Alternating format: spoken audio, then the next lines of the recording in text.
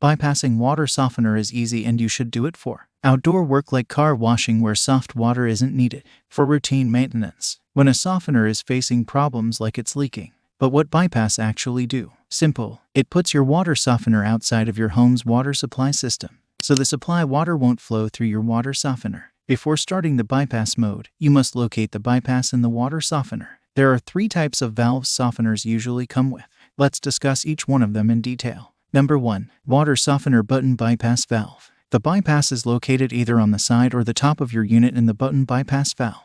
To activate the button bypass valve, push the button until it is completely pressed. Simple, isn't it? Now if you want to reactivate the valve, firmly press the button on the other side of the valve until it's completely pressed in.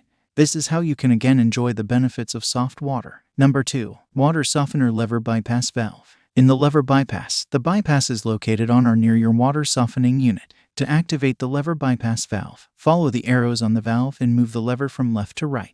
This will bypass your water softener. Now, to reactivate the valve when you no longer wish to bypass your water softener, move the lever back to its original position from right to left. Number 3. The last one is the water softener handle bypass valve on your water softening unit's left or right side. To activate the handle bypass valve, turn the handle clockwise following the arrows. The handle may get stiff if not moved in a while. Once you finish the maintenance work, turn the handle anti-clockwise to reactivate the valve to let the soft water flow again. You can always refer to your water softener manual for specific instructions on type of bypass valve and how to bypass. Like and share this video if you found it useful. And for more such useful videos, subscribe to Aqua Professor. Cheers!